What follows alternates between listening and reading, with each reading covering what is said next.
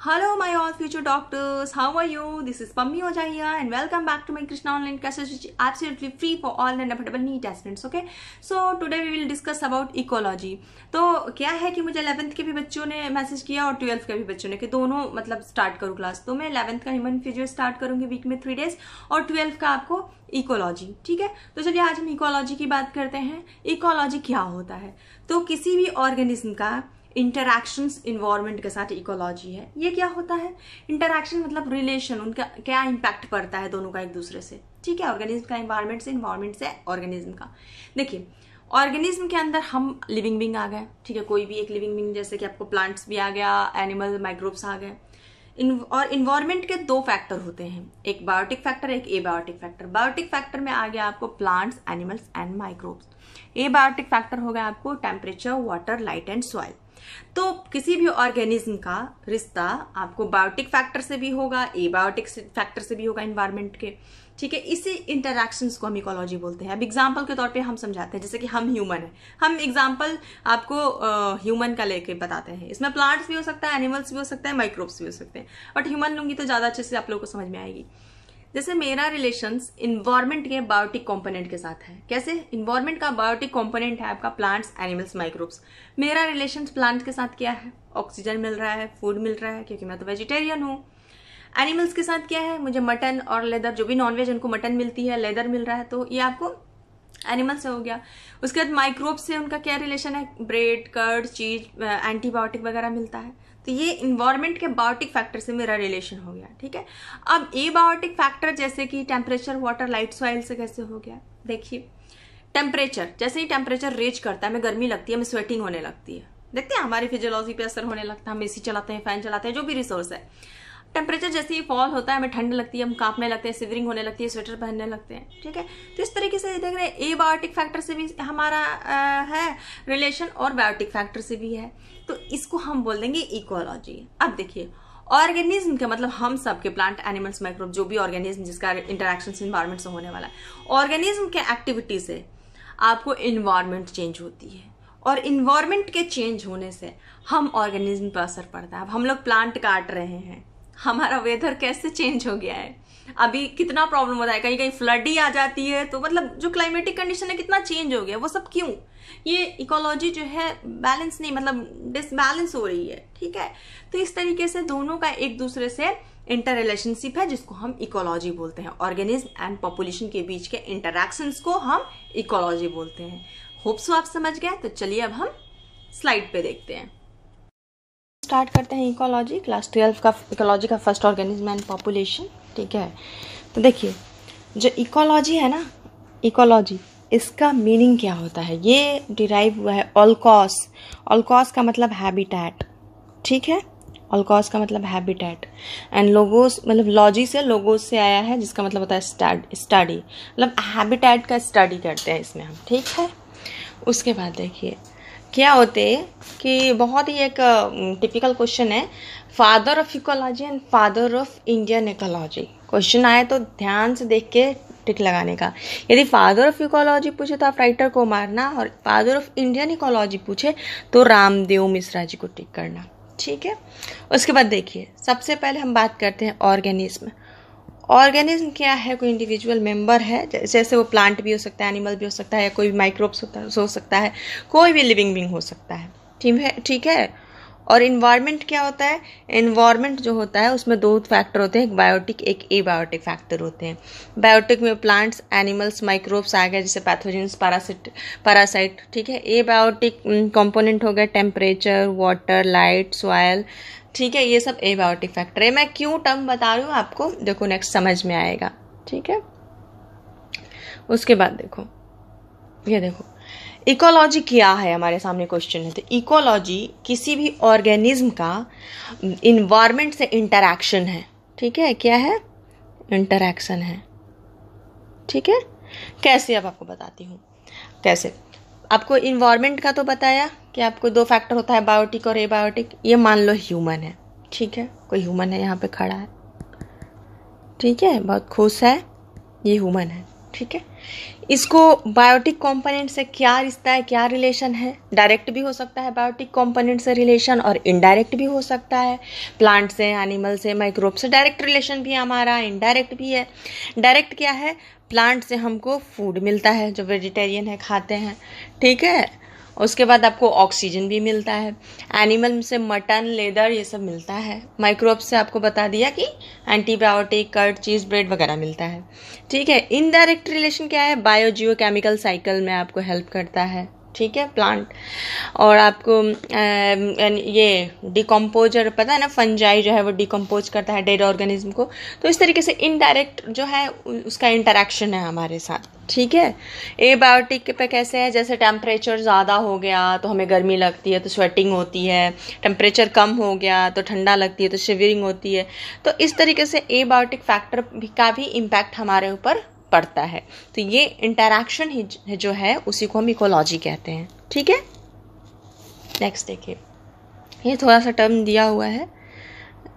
हाँ देखिए क्या कह रहा है कि फादर ऑफ इंडियन इकोलॉजी यही है रामदेव मिश्रा जी, ठीक है। इनका बहुत बड़ा कंट्रीब्यूशन था इकोलॉजी में। इन्होंने BHU में स्टैब्लिश किया था इकोलॉजी डिपार्टमेंट को, ठीक है। इसके बाद इन्होंने बताया था किस किस चीज़ के बारे में? ट्रॉपिकल कम्युनिटी के बारे में, सक्सेशन के बारे में, इन्वायरमेंट का रिस्पॉन्स प्लांट के पॉपुलेशन पर बताया था। ये सब आगे पढ़ना है, प्रोडक्टिविटी, न्यूट्रिएंट साइकिलिंग, ठीक है। उसके बाद आपको ये सब के बारे में इन्होंने बताया था। मतलब टोटली इकोलॉजी में इनका बहुत बड़ा कंट्रीब्यूशन है, ठीक है। इनको क्या क्या चीज़ से ऑनर किया गया था? Fellowship of Indian National Science Academy and World Academy of Arts and Science. ये इंसा से याद करिएगा, INSA, Indian National Science Academy, ठीक है। फेलोशिप जो है fellowship of INSA and World Academy of Arts and Science इनको मिला था। उसके बाद इनको प्रेस्टिजियस अवार्ड भी मिला था, जैसे संजय गांधी प्रेस्टिजियस अवार्ड, ठीक है। उनका मेहनत को देख करके क्या हुआ कि उस टाइम में गवर्नमेंट जो है एस्टैब्लिश कर दिया नेशनल कमिटी एंड इन्वायरमेंट 1972 में, ठीक है, प्लानिंग एंड कोऑर्डिनेशन प्लान। उसके बाद लोगों को लगा कि नहीं ये तो कुछ ज़्यादा ही अच्छा है हमारे इन्वायरमेंट के लिए। तो उसके बाद क्या हुआ? Ministry of environment and forest ही 84 में स्टैब्लिश कर दिया गया, ठीक है।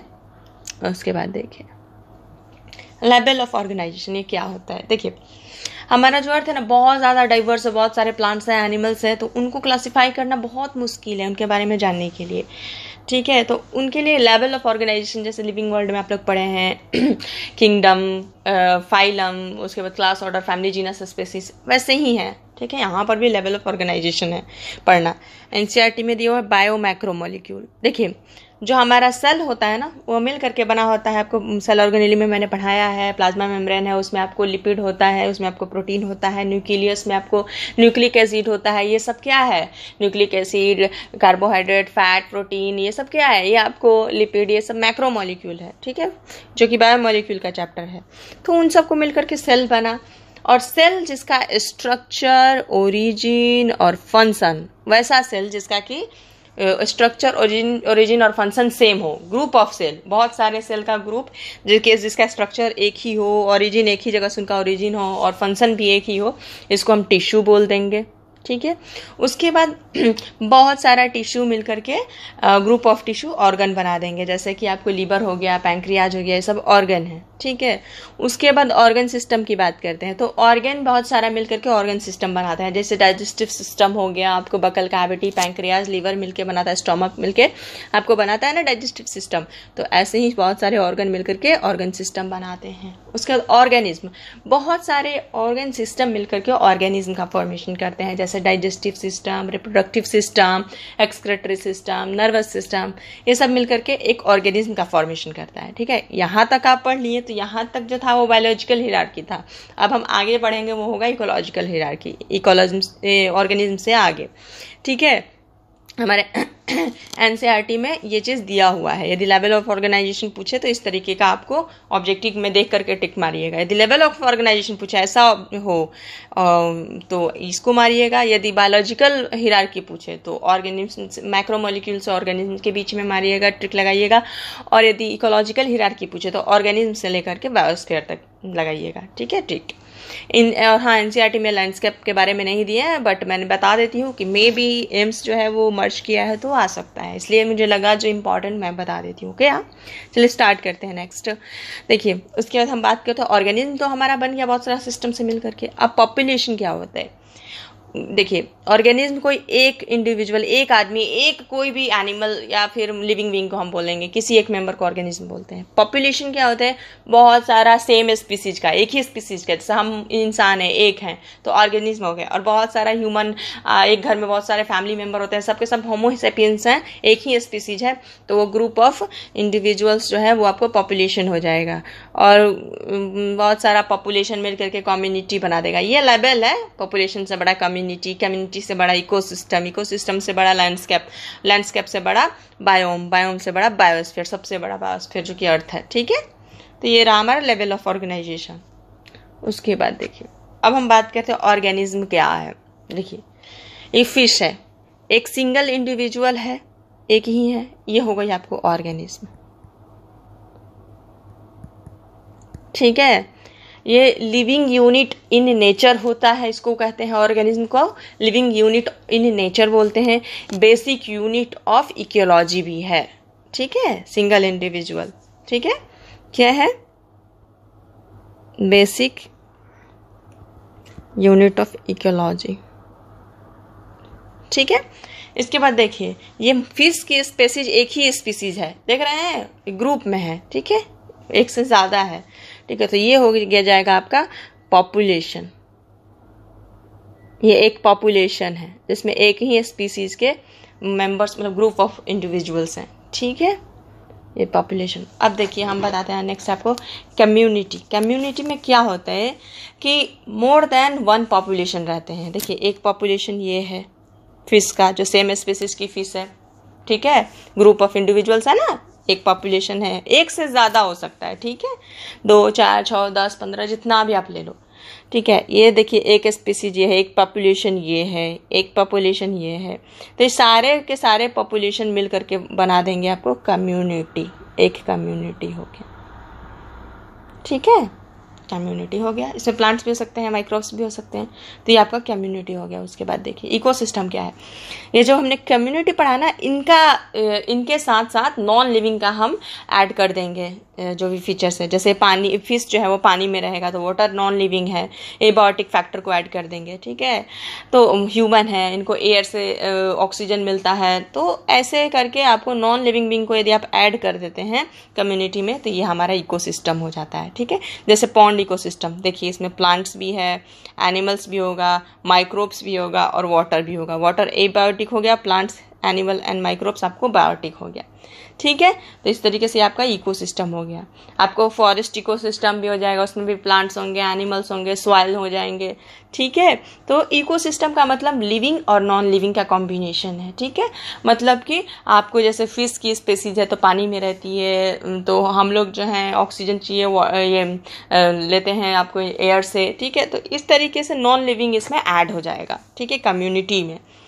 उसके बाद देखिए, ये है लैंडस्केप। लैंडस्केप क्या है? एक ऐसा ज्योग्राफिकल एरिया है, ठीक है, जहाँ नेचुरल बाउंड्री होता है। देख रहे हैं, पहाड़ है, पेड़ है, ये सब नेचुरल बाउंड्री है। ठीक है, जिसके अंदर छोटे छोटे बहुत सारे आपको डिफरेंट इकोसिस्टम मिलेंगे। जैसे अंदर में देखिए फॉरेस्ट इकोसिस्टम है, पॉन्ड इकोसिस्टम है।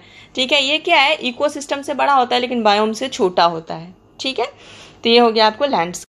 बायोम के बारे में देखते हैं कि ये क्या है। देखिए, बायोम वो लार्ज एरिया है जहाँ पे इसका अपना अलग ही, अपने क्लाइमेट के अनुसार, मौसम के अनुसार इसका अपना प्लांट ग्रो करेगा, अपना एनिमल ग्रो करेगा। जो बायोम्स होते हैं ना, इसमें मतलब जो भी क्लाइमेट है, जो भी एबायोटिक फैक्टर है, इसमें आपको एडाफिक फैक्टर मतलब सॉइल आ सकता है, क्लाइमेट मतलब मौसम आ सकता है, टेम्परेचर आ सकता है, विंड है, रेनफॉल है।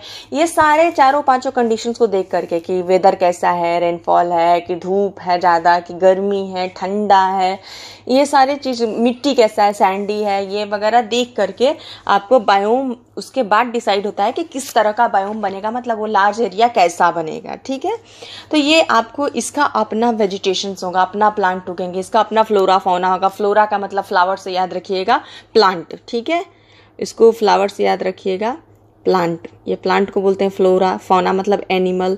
तो यहाँ पर जो बाहर का इन्वायरमेंट है, जो क्लाइमेट है, मौसम है, इनके आधार पर ही यहाँ पर प्लांट उगेंगे और एनिमल उगेंगे। ऐसा नहीं कि मैंने उठा करके कहीं से कोई चीज़ उठा करके ले जाकर रख दिया।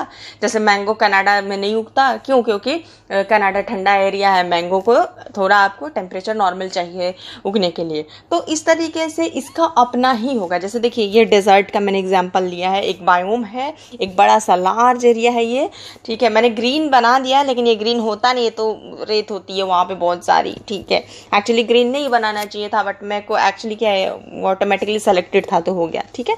मैं आपको समझाती हूँ, ग्रीन नहीं, ये येलो होगा, ठीक है, पूरा येलो येलो रेत होगा, डेजर्ट है ना।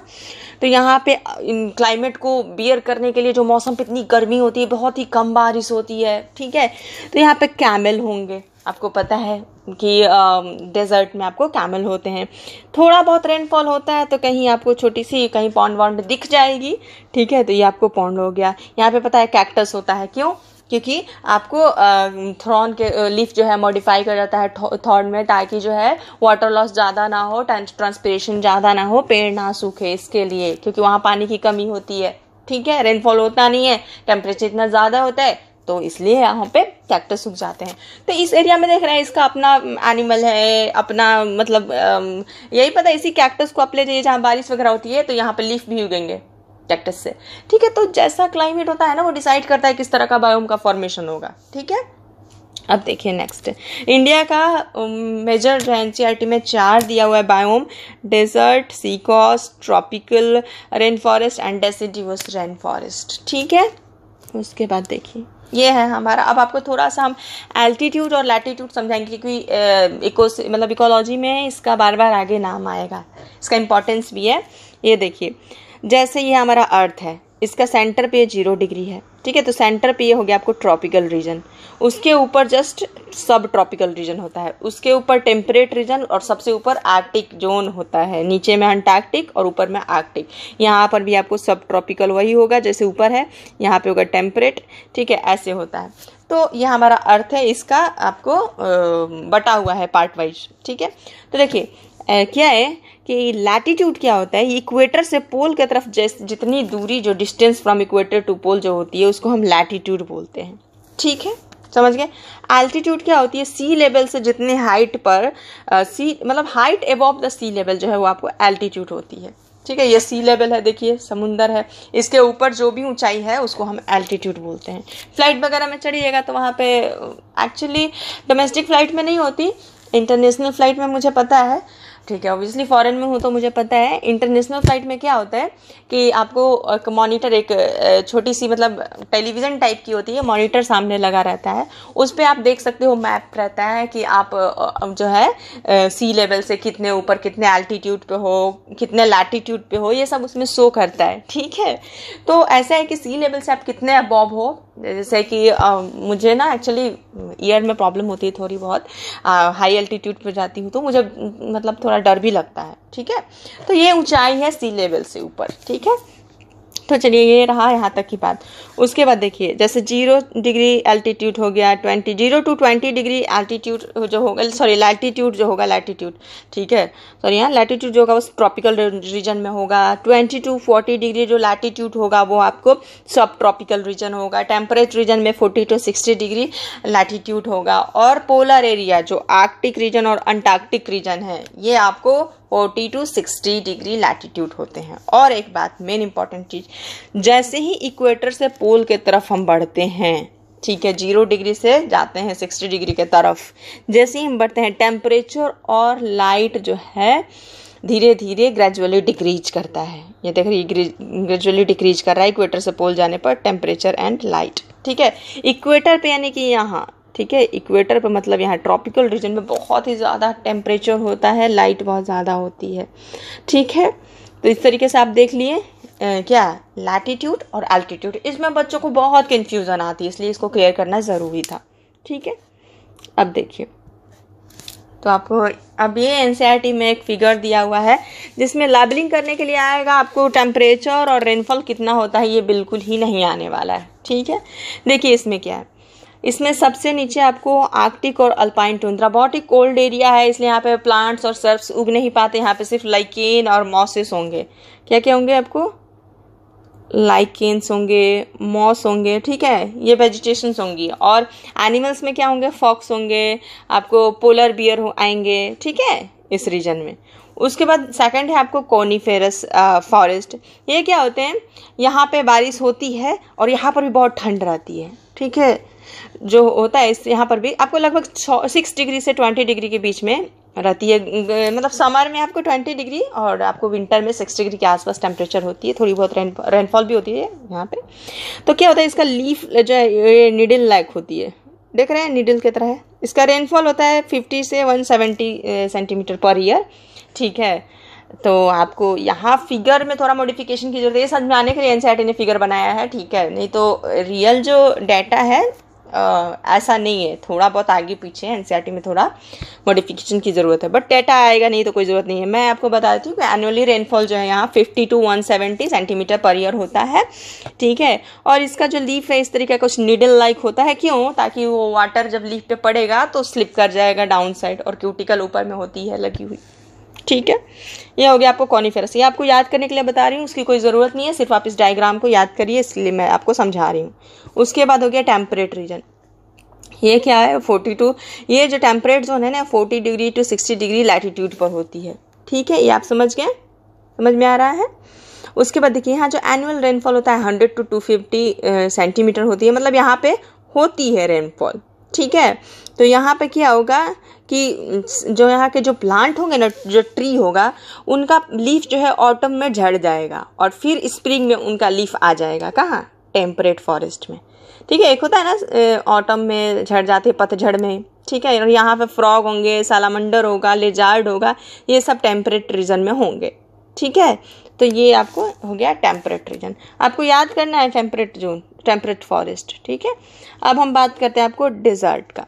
डेजर्ट में आपको पता है बहुत ही कम बारिश होगी, ड्राई होगा, वेजिटेशंस बहुत कम होंगे, ठीक है। तो ये तो आपको याद रहेगा, आपको आर्कटिक याद रहेगा, डेजर्ट याद रहेगा, कॉनिफेरस याद रहेगा, और आपको कन्फ्यूजन कहाँ होगा? ग्रासलैंड और ये टेम्परेट में, ठीक है। देखिए ग्रासलैंड में क्या है, ग्रासलैंड में टेम्परेचर बहुत हाई है, थोड़ा बहुत रेनफॉल भी है, ठीक है। तो यहाँ पे ग्रास उगेंगे, आपको ट्री नहीं उगेंगे इस पे आपको, ठीक है। क्या होगा कि इसका रेनफॉल 25 to 75 सेंटीमीटर होते हैं, बहुत ही कम रेनफॉल होता है, ठीक है। और winter and summer have longer duration, यहाँ पे विंटर और समर जो है लॉन्गर ड्यूरेशन के लिए होते हैं। समर में मैक्सिमम रेनफॉल होता है यहाँ पे, ठीक है। तो यहाँ पे जो है आपको ग्रास उगेंगे। तो इस तरीके से आप इसको याद रखिएगा। एक चीज़ और आप याद रखने का, ट्रॉपिकल रीजन तो याद रहता है कि बहुत ही ज़्यादा रेनफॉल होती है, देखिए यहाँ, ठीक है। तो इस तरीके से आप ट्रॉपिकल फॉरेस्ट में क्या है कि आपको बहुत ही ज़्यादा रेनफॉल होगी, टेम्परेचर भी बहुत हाई होगा, ठीक है, वार्म क्लाइमेट होगा, यहाँ ह्यूमिडिटी होगी, ठीक है। तो जनरली पैरासिटिक प्लांट भी जो है ना आपको ट्रॉपिकल फॉरेस्ट में ही ग्रो करते हैं, जैसे कसकता हो गया, जो वैसे प्लांट जो कि खाते हैं इंसेक्ट्स को, वो यहाँ पे आपको फाउंड होंगे। तो यहाँ से आप ट्रॉपिकल रीजन याद करना, सबसे ज़्यादा रेनफॉल होती है, ये भी याद रहेगी। कन्फ्यूजन आपको ग्रासलैंड और टेम्परेट रीजन में होगा, तो इसको आप कैसे याद करिएगा? ग्रासलैंड जीटी रोड से याद रखिएगा। जीटी रोड पता है ना, ठीक है, गैंगटॉक रोड। तो जी से ग्रासलैंड जो पहले आएगा, ठीक है, और टी से टेम्परेट फॉरेस्ट, ठीक है। देखिए टेम्परेट रीजन में रेनफॉल ज़्यादा है ग्रासलैंड से, ठीक है। तो यहाँ पे पेड़ वगैरह उगेंगे, ठीक है, टेम्परेट फॉरेस्ट में पेड़ वगैरह अच्छे उगेंगे। आपको इसमें मैंने मेन चीज़ बताया कि इसकी जो लीफ है एक बार झड़ जाएगी, फिर स्प्रिंग के मौसम में फिर प्लांट पे लीफ आ जाएगी। ये ग्राफ का मतलब यही है, आपको कोई भी ये टेम्परेचर याद करने की या रेनफॉल याद करने की कोई ज़रूरत नहीं है, कितना सेंटीमीटर पर ईयर रेनफॉल होता है, ये सब की कोई ज़रूरत नहीं है, बस इस ग्राफ को आपको याद करना है। मैंने याद करने के लिए इतनी सारी डेटा आपको बता दिया, ठीक है। नेक्स्ट देखिए बायोस्फीयर क्या है। देखिए हमारा जो अर्थ है ना, जहाँ अर्थ के जिस पार्ट में भी लिविंग है, मतलब समझिए टोटल अर्थ की बात करते हैं हम लोग, तो सब जगह हैं, ठीक है। हवा में है, पानी में है, मिट्टी में है, हवा में है तो एटमॉस्फेयर में है, हाइड्रोस्फीयर में है, लिथोस्फीयर में है, यदि सॉइल में है तो मतलब तीनों मिल करके आपको बायोस्फीयर का फॉर्मेशन करता है। कहने का मतलब ये है कि लिविंग विंग जहाँ भी रह जाए वो आपको बायोस्फीयर हो गया। तो हम लोग तो पूरा अर्थ को ही एकदम घेर के रखे हैं लगभग अराउंड, ठीक है। तो ये आपको बायोस्फीयर हो गया, जो कि सबसे बड़ा है। एनसीईआरटी में बायोस्फीयर दिया नहीं है, शायद नहीं दिया है, ठीक है। तो मतलब ये एक सिस्टमेटिक है जो दिया है, सो ठीक है, नहीं तो मैंने आपको सारा ही लेवल ऑफ ऑर्गेनाइजेशन पढ़ा दिया है। आप लोग कंफ्यूज्ड मत होइएगा एग्जाम में, ये मैंने कुछ नहीं छोड़ा, इवन लैंडस्केप भी नहीं दिया है, मैंने वो भी आपको पढ़ाया है, ठीक है। लेवल ऑफ मतलब कुछ मैंने छोड़ा ही नहीं है, ठीक है। नीट के पॉइंट ऑफ व्यू से काफ़ी है इतना, ठीक है। उसके बाद एक वर्ड है निश, एनसीईआरटी में दिया हुआ है, अभी समझा देती हूँ, आप लोग समझ लो क्या है। ये एक टर्म है, निश कुछ नहीं है, सिर्फ एक टर्म है जो कि डिफाइन करता है किसी भी ऑर्गेनिज्म का functional role in ecosystem. Ecosystem में उसका क्या काम है ये बस डिफाइन करता है, ठीक है, यही निश है। एक तरफ से जॉब, जैसे कि हम स्कूल जाते हैं, ठीक है, पढ़ने के लिए स्टूडेंट लोग, तो स्कूल जो हो गया वो पर्सनल एड्रेस हो गया, मतलब बच्चों के लिए तो वही हो गया ना उसका जॉब, और वहाँ पर पढ़ना उसका वर्क हो गया, ठीक है। तो जो पढ़ना वर्क हो गया और स्कूल उसका ऑक्यूपेशनल एड्रेस हो गया, तो ये निश हो गया, एक टर्म है जो डिफाइन करता है आपका रोल क्या है, ठीक है, इस इकोसिस्टम में, इस एनवायरनमेंट में ऑर्गेनिज्म का। ये मैं आपको एग्जाम्पल तौर पे समझाती हूँ और अच्छे से क्लियर आएगा।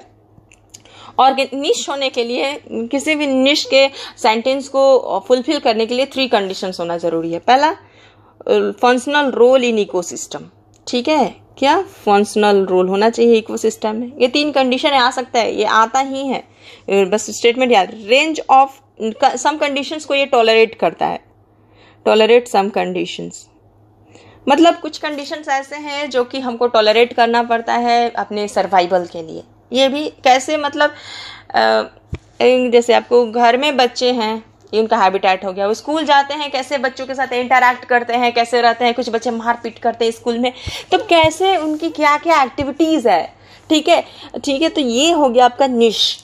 निश एक एक्टिविटीज़ है, एक पोजीशन है, एक फंक्शनल रोल है, जो कि ये निश्ड टर्म है, इसके अंदर ये सब आता है। कैसे कोई लिविंग बीइंग सर्वाइव कर रहा है, कैसे वो रिप्रोड्यूस कर रहा है, ये सब आपको निश के अंदर आता है, ठीक है। क्या वो खा रहा है, रेंज ऑफ रिसोर्स, मतलब क्या क्या वो खा रहा है, इट यूटिलाइज, ठीक है। जैसे कि एक एग्जांपल के तौर पे आपको समझाते हैं, एक और एग्जांपल, जैसे कि ये प्लांट है, बर्ड्स होंगे, यहाँ पे कुछ बर्ड्स होंगे, यहाँ पे कुछ माइक्रोब्स होंगे, मतलब कुछ ना कुछ लिविंग बीइंग होगा। ये ग्रास है, यहाँ पे भी कुछ इंसेक्ट्स होंगे, कुछ लिविंग बीइंग होंगे इस ग्रास में, ठीक है। उसके बाद ये मान लो ये ज़मीन के अंदर बोरो करके कोई ऑर्गेनिज्म रहता है, ठीक है।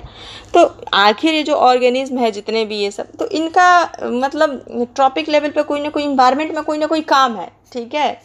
कैसे कि मैं आपको बताती हूँ। मान लीजिए कोई ऑर्गेनिज्म है जो बोरो करके रखता है, तो ये या तो हर्बीवोर होगा, या तो प्लांट को पे डिपेंडेंट होगा, या फिर कार्निवोर हो गया, प्लांट और एनिमल्स दोनों पे एनिमल्स पे डिपेंडेंट होगा, या फिर ओमनीवोर्स होगा जो दोनों पे डिपेंडेंट होगा। इसकी डाइट के बेसिस पे, ठीक है, इसका फूड वेब में कहीं ना कहीं जगह होगा, ठीक है। फूड वेब क्या है मैं आगे पढ़ाऊंगी, मतलब इतना जानो इन्वायरमेंट में इसका कुछ ना कुछ काम है, इकोसिस्टम है। एग्जाम्पल के तौर पे देखिए, जैसे ये माउस है, देखिए कितना सुंदर माउस है, इसको कान भी बना देते हैं, ठीक है। ये माउस है, ये इस बोरो में रहता है ज़मीन के अंदर, ठीक है, रहता है।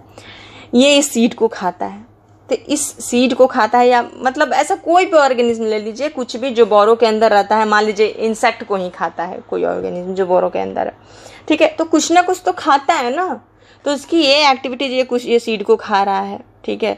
और ये स्नेक है जो इस माउस को खाएगा, ठीक है। तो इसका देखिए एक रोल है, माउस इसको खा रहा है, ठीक है। तो ये किसी का फूड है, बहुत इंपॉर्टेंट रोल है इसका। स्नेक इसको खा रहा है, माउस को, ये स्नेक है, स्नेक का ये फूड है। तो ये यदि नहीं रहेगा तो स्नेक कैसे सर्वाइव करेगा, ठीक है। तो इसका एक इकोसिस्टम में कितना इंपॉर्टेंट रोल है कि ये किसी का फूड है और ये भी खा रहा है, ये जो सीड वगैरह गिरे रहते हैं उसको ये खा खा करके कम कर देगा। या मान लो किसी इंसेक्ट को खाता है कोई दूसरा ऑर्गेनिज्म, तो उसके पॉपुलेशन को चेक में रखता है, मतलब कम करके बैलेंस करके रखता है इकोलॉजी में, ठीक है। अब मान लो कि शेर जो है वो खाते हैं जो भी आपको एनिमल्स को, यदि शेर ना खाए तो उनकी पॉपुलेशन तो बहुत ज़्यादा हो जाएगी। तो पॉपुलेशन को चेक करना मतलब बैलेंस में रखना भी तो ज़रूरी होता है ना। तो कहीं ना कहीं इकोसिस्टम में शेर का अपना अलग इंपॉर्टेंस है। तो ये उसका निश हो गया, उसका फंक्शनल रोल उसका निश हो गया, ठीक है। निश क्या है, फंक्शनल रोल को इकोसिस्टम में, मतलब जॉब है, किसी इंसान का जॉब है, लाइक दिस, ठीक है। तो ये फंक्शनल रोल है इकोसिस्टम में। निश एक टर्म है जो डिफाइन करता है functional role in ecosystem, range of tolerate some condition and range of resource it utilises, ठीक है। तो ये देखिए सीड को खाना, इसको ये एक छोटी सी एग्जांपल मैंने बता दिया, टू द पॉइंट, यही इंपॉर्टेंस है। ठीक है, यदि नहीं समझ में आया तो कमेंट बॉक्स में मैसेज करना, मैं और भी अच्छे से एलाबोरेट कर दूंगी, लेकिन इससे ज़्यादा की ज़रूरत नहीं है। ठीक है, तो यहाँ तक आपको हो गया निश। अब हम चलते हैं एनसीईआरटी में, स्टडी करते हैं आज आपको एनसीईआरटी के बारे में। देखिए, our living world is fascinating. कह रहे हैं कि हमारा लिविंग वर्ल्ड में बहुत ज़्यादा डिवर्सिटीज़ है। ठीक है, बहुत सारे प्लांट्स है, बहुत सारे एनिमल्स है, जिसके बारे में अभी तक हमको पता भी नहीं है। बहुत सारा अभी रिसर्च चल रहा है, कौन प्लांट क्या है वगैरह वगैरह। ठीक है, उसके बाद लेवल ऑफ ऑर्गेनाइजेशन का बात किया, जो हम आपको पढ़ा चुके हैं। बुलबुल कह रहा है कि अर्ली मॉर्निंग में गाना क्यों गाती है गार्डन में, तो बुलबुल क्या होती है कि उसके पास वॉइस बॉक्स और वाइब्रेटिंग बोन होता है, जिसके कारण वो गाना गा पाती है। हमारे दिमाग में लेवल ऑफ ऑर्गेनाइजेशन मतलब किसी भी एनिमल प्लांट्स को देख के 2 क्वेश्चन आना चाहिए, हाउ एंड वाई, मतलब क्यों और कैसे। जैसे बुलबुल गाना गाती है सुबह में, तो क्यों गाती है और कैसे गाती है, तो कैसे का जवाब है उसका वाइब्रेटिंग बोन और वॉइस बॉक्स। क्यों गाती है, ब्रीडिंग सीजन में मेट करने के लिए, क्योंकि हम जानते हैं कि हम सभी रिप्रोडक्शन करके अपने ऑफस्प्रिंग को, अपने जनरेशन को आगे बढ़ाना चाहते हैं, चाहे वो प्लांट्स हो या एनिमल्स हो, तो इसलिए वो आपको गाना गाती है मेट को बुलाने के लिए ब्रीडिंग सीजन में। ठीक है, उसके बाद कह रहे हैं night blooming flower generally white क्यों होते हैं रात में। हमने अभी बताया कि सब अपना ऑफस्प्रिंग को बढ़ाना चाहते हैं, तो प्लांट भी पॉलिनेशन के लिए, इंसेक्ट से जिस प्लांट को पॉलिनेशन होता है ना, वो रात में दिखता है, वाइट होगा तो दिखेगा, उसमें अच्छी सी स्मेल होगी, इंसेक्ट्स को अट्रैक्ट करेगा, तब ना पॉलिनेशन होगा। इंसेक्ट उस पर आएगा, बैठेगा, उसका पोलिन ग्राउंड उसके बॉडी में लगेगा, दूसरे फ्लावर पे बैठेगा, तो इस तरीके से आपको पॉलिनेशन होगा। ठीक है, तो इसलिए आपको नाइट ब्लूमिंग फ्लावर जो होती है जनरली वाइट होती है। उसके बाद कह रहे हैं कि फ्लावर हैज़ नेक्टार, ये कैसे बी को पता चलेगा। देखिए, ग्रुप ऑफ बी होती है जिसको स्काउट बी कहते हैं, और एक डांसर भी होती है, तो डांसर भी सर्च करके वहाँ पे डांस करके बताती है कि कितने डिस्टेंस पे वो फ्लावर में नेक्टार है, कौन सा फ्लावर है, ये सब डांस करके बताती है डांसर भी। ठीक है, स्काउट बी को, मतलब ग्रुप ऑफ बी को। ठीक है, why does cactus have so many thorns. देखिए, कैक्टस के पास क्यों थॉर्न्स होता है बताते हैं आपको। देखिए, वाटर जो है ना, कैक्टस कहाँ उगता है, डेजर्ट में। ठीक है, तो वहाँ पे क्या होती है, रेनफॉल कम होती है और काफ़ी ज़्यादा धूप होती है, धूप ज़्यादा होती है, काफ़ी मतलब हॉट होता है, तो ट्रांसपिरेशन ज़्यादा होगा, वाटर लॉस ज़्यादा होगा। वहाँ पे वाटर मिल नहीं रहा है, तो प्लांट कैसे वहाँ पे सर्वाइव करेगा। तो क्या होता है, लीफ का मॉडिफिकेशन थॉर्न्स में हो जाता है ताकि वाटर लॉस ना हो। ठीक है, बहुत ही कम हो इसलिए, और दूसरा आपको प्रोटेक्ट करने के लिए एनिमल से, इसलिए जो है आपको कैक्टस जो है उसका थॉर्न्स का फॉर्मेशन हो जाता है। हाउ डज द चिक स्पर्स, देखिए इसमें कह रहा है कि जो चिक स्पर्स रिकॉग्नाइज हर ओन मदर, मतलब चिक टच कराओगे ना बच्चों का, तो अपनी मॉम को समझ लेता है कि कौन मेरी मॉम है, गाल के टचिंग से। कैसे, इसको इम्प्रिंटिंग बोलते हैं इस प्रोसेस को। इसमें क्या होते हैं कि जैसे बच्चा आपको प्रोग्राम्ड ये होता है। ठीक है, इसमें क्या होता है कि जैसे बच्चा आपका बेबी, जो छोटा छोटा बेबी है, ठीक है, इसमें क्या होता है कि जो छोटे छोटे बेबी होते हैं, इम्प्रिंटिंग से ही पता चलता है। तो इम्प्रिंटिंग क्या है कि एक ऐसा प्रोसेस है जिसमें कि देखकर, सुनकर और सूंघकर और टच करके जो बच्चे हैं पहचान लेते हैं अपने मदर को।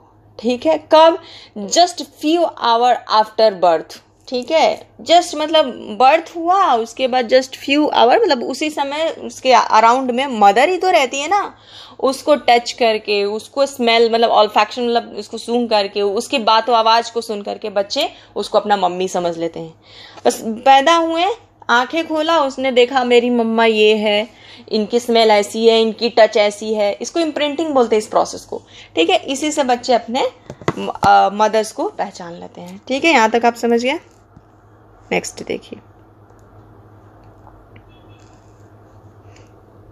ये लाइन्स है, देखिए, you have already learned in previous classes that ecology is subject which study interaction among organism। ठीक है, रुकिए एक मिनट, हाँ, among थोड़ा बड़ा कर देते हैं, organism,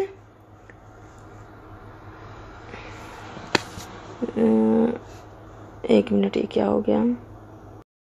You have already learned in previous classes that ecology is a subject which study the interactions among organisms and between the organism and its physical abiotic environment। ये मैं आपको पढ़ा चुकी हूँ। ठीक है, इंटरैक्शन से ऑर्गेनिज्म से मतलब इन्वायरमेंट में बायोटिक फैक्टर है जो कि ऑर्गेनिज्म है, और एबायोटिक फैक्टर है जो कि आपको क्लाइमेट है। ठीक है। तो ये आपको लाइंस मैंने पहले बता दिया है, इंटरैक्शंस। उसके बाद ecology is basically concern with 4 level. Ecology जो है 4 लेवल ऑफ इकोलॉजी का जो डेफिनेशन, इकोलॉजी को जो पढ़ना है वो 4 लेवल पे पढ़ना है। बायोलॉजिकल ऑर्गेनाइजेशन एनसीईआरटी में मेंशन किया है 4 लेवल पे, organism, population, community and biomes, ठीक है। मतलब इकोलॉजी का स्टडी हमको 4 लेवल ऑफ ऑर्गेनाइजेशन पे करनी है, organism, population and communities and biome. इस चैप्टर में ऑर्गेनिज्म हम पॉपुलेशन लेवल पे करनी है, ठीक है। देखिए उसके बाद क्या कह रहा है, organism in its environment. Ecology at organism level is essentially physiological ecology, which tries to understand how different organisms are adapted to the environment in their terms of not only survival but कह रहा है कि देखिए जो ecology है organism level पे, ठीक है, इसमें क्या होता है, बहुत इंपॉर्टेंट होता है फिजियोलॉजिकल इकोलॉजी को समझना, ठीक है। फिजियोलॉजिकल इकोलॉजी क्या होता है कि कैसे हमारे फिजियोलॉजी पे इन्वायरमेंट का असर पड़ रहा है, ठीक है। कैसे हम हाई टेम्परेचर पे कैसे अपने आप को बैलेंस कर पाते हैं, हमारे अंदर ऐसी कौन कौन सी एक्टिविटीज होती है, जैसे होम्योस्टेटिस वगैरह होता है ना, हम लोग टेम्परेचर को मेंटेन कर लेते हैं, ठीक है। तो ऐसा हमारे शरीर में कौन कौन सी ऐसी रिएक्शंस, ऐसी एक्टिविटीज़ होती है जिससे कि हम बाहर रेसिस्ट कर लेते हैं, धूप को, बारिश को, हर चीज़ को परसिस्ट कर लेते हैं, ठीक है। तो ये हो गया हमारा फिजियोलॉजिकल इकोलॉजी, ठीक है। ये जानना बहुत ही ज़्यादा इंपॉर्टेंट है कि how different organism are adapted to their environment, ठीक है। और अडेप्टेशंस का मतलब ये नहीं होता है कि सिर्फ सर्वाइवल हो, मतलब हम सिर्फ रह रहे हैं। अडेप्टेशंस में आता है कि आप रिप्रोडक्शन कितना अच्छा से कर पाते हैं, आप रिप्रोडक्शन भी कर सकते हैं, ठीक है। रिप्रोडक्शन के पॉइंट ऑफ व्यू से भी आप फिट हैं, ठीक है। सिर्फ सर्वाइवल नहीं, सर्वाइवल प्लस रिप्रोडक्शन दोनों अडेप्टेशंस के लिए ज़रूरी है, ठीक है। You may have learned in earlier classes that the relation of our planet on our, देखिए क्या कर रहा है, ये है हमारा सन, आपको पता है ये है हमारा अर्थ, ठीक है। ये है दोनों एक्सिस, ठीक है। ये जो सन के अराउंड हमारा अर्थ जो है वो रोटेट होता है और ये अपने एक्सिस के अलोंग भी रोटेट होता है। तो ये रोटेट जब होता है तो कभी कभी क्या होता है कि ये टिल्ट हो जाता है इसका एक्सिस। देखिए यहाँ कहीं दिया होगा एनसीईआरटी में, कहीं यहाँ टिल्ट ऑफ इट्स एक्सिस, इसका जो एक्सिस है ना टिल्ट हो जाता है कुछ ऐसे, ठीक है। इसके एक्सिस के टिल्ट होने की वजह से वेरिएशन हो जाता है किस चीज़ में, टेम्परेचर में, और जिसके कारण बहुत सारा सीजन का फॉर्मेशन होता है, टू द पॉइंट। उसके बाद आपको प्रेसिपिटेशन का मतलब हो गया आपको स्नोफॉल और रेन, मतलब जैसे ही टिल्ट का फॉर्मेशन होगा तो टेम्परेचर में वेरिएशन आएगा, ह्यूमिडिटी में वेरिएशन आएगा। ह्यूमिडिटी क्या होती है, वाटर जो एयर में मौजूद है उसको ह्यूमिडिटी बोलते हैं। उसके बाद आपको रेन में, स्नो में, ये सब आपको प्रेसिपिटेशन होने लगेगा, मतलब रेन और स्नो का जो है इसमें भी चेंजिंग आएगी, ठीक है। वेरिएशंस होगा, मतलब वेदर टू द पॉइंट कैसा है, टू द पॉइंट की चेंज होगा, ठीक है। तो ये कह रहा है, आपको बोल दिया है क्या, आपको एक तरफ से ह्यूमिडिटी ही हो गया क्योंकि रेन में भी एयर में वो वाटर रहती है और स्नो भी, तो आपको इन्वायरमेंट में वाटर ही तो है, स्नो भी, तो ये आपको प्रेसिपिटेशन बोल दिया दोनों वर्ड को, ठीक है। तो टू द पॉइंट ये कहना चाह रहा है कि टेम्परेचर और प्रेसिपिटेशन में वेरिएशन आती है टिल्टिंग ऑफ अर्थ के एक्सिस के कारण, और वो सन के अराउंड चारों तरफ राउंडिंग लगाती है, रोटेट करता है इसके कारण, ठीक है। नेक्स्ट देखते हैं। आई थिंक आपको मैंने ये ग्राफ समझा दिया है, ठीक है। इसको समझाने की कोई ज़रूरत मुझे नहीं है, बहुत टाइम इस पे दिया है मैंने। उसके बाद देखती हूँ नेक्स्ट एनसीईआरटी का, ये रहा। देखिए क्या कर रहा है, जैसे कि ये एक बायोम है, रुकिए ये तो ठीक है, जैसे कि ये हमारा, क्यों नहीं, जैसे ये हमारा बायोम है, ठीक है। यहाँ पे कुछ जगह पे मान लीजिए कि बालू बालू सा इसका जगह है, ठीक है, सैंडी एरिया है, कुछ क्लेई एरिया है, ठीक है। तो यहाँ पे रहने वाली फ्लोरा फौना अलग होगी, यहाँ पे रहने वाली फ्लोरा फौना अलग होगी, मतलब अब अलग अलग प्लांट एनिमल रहेंगे ना, वैसा नहीं कि जो सैंड में रहते हैं वो क्ले में रहेंगे, ठीक है। तो यहाँ पे जो हैबिटेट है कुछ की अलग हो जाएगी, यहाँ पे हैबिटेट अलग हो जाएगी, एक ही लोकल एरिया में देख रहे हैं, एक ही बायोम है, लेकिन इनका हैबिटेट यहाँ पे कुछ अलग हो जाएगा क्ले एरिया में, ठीक है। यहाँ पे इनका हैबिटेट अलग होगा, यहाँ पे हैबिटेट अलग होगा, अलग अलग एबायोटिक फैक्टर के कारण देख रहे हैं इडाफिक फैक्टर यहाँ पे वेरी कर रहा है। तो यही कह रहा है कि रीजनल और लोकल वेरिएशन, मतलब काफ़ी लोकल मतलब नज़दीक नज़दीक वेरिएशन हो सकता है विद इन ईच बायोम, एक बायोम में, led to formation of wide variety of habitat, मतलब एक ही बायोम में वेरिएशन हो सकती है हैबिटेट की। ठीक है, major biome of India are shown in figure this on planet earth life exist not only फिर फेवरेबल, मतलब अर्थ पे सिर्फ फेवरेबल हैबिटेट्स में ही नहीं हमारा लाइफ एग्जिस्ट करता है, ठीक है, बल्कि एक्सट्रीम हार्श हैबिटेट में जो हमारे लिए काफ़ी हार्मफुल है, हार्श हैबिटेट है जहाँ हम नहीं रह सकते, हम लोग उसी को ना हार्श बोलते हैं, वहाँ पर भी रहते हैं। जैसे स्कॉचिंग राजस्थान डेजर्ट, बहुत गर्मी होती है, रहना बहुत मुश्किल है, वहाँ पे होते हैं life living being. Rain soaked Meghalaya forest, इतनी बारिश होती है मतलब क्या बोले आपको वहाँ पे, ठीक है, वहाँ पे भी लाइफ है। डीप ओशियन ट्रेंचेज, ये क्या होती है, ये ऊपर में बहुत पानी रहती है, पानी के प्रेशर से अंदर डीप ओशन में मतलब समुद्र में बहुत ज़्यादा यहाँ पे प्रेशर होता है, वहाँ पर भी पानी का बहुत ज़्यादा प्रेशर होता है, उसको डीप ओशन ट्रेंचेज बोलते हैं। उसको टोरेंशियल स्ट्रीम में होगा। परमाफ्रोस्ट पोलर रीजन, मतलब वहाँ इतनी ठंड, पूरा पोलर रीजन में तो आपको आइस ही आइस रहती है, इतनी ठंड, ठीक है, वहाँ पर भी लाइफ होती है, वहाँ पर भी वेजिटेशंस होते हैं। उसके बाद हाई माउंटेन टॉप्स, ये आपको पहाड़ हो गया, इस पर भी रहते हैं, इस टॉप पे भी रहते हैं लाइफ मतलब लिविंग बींग, ठीक है, मतलब बता रहा है कि सिर्फ फेवरेबल कंडीशन, ऐसा नहीं कि हमारे जैसे घर में आराम से हम रहते हैं वैसे नहीं, ऐसे भी हार्श मतलब ऐसे काफ़ी टफ कंडीशन में भी, इन्वायरमेंट में भी लाइफ सर्वाइव करता है। थर्मल स्प्रिंग हो गया, बहुत ही गर्म होता है, बहुत गर्म, मतलब इतना गर्म, वहाँ तो 100 डिग्री से भी ज़्यादा टेम्परेचर होती है।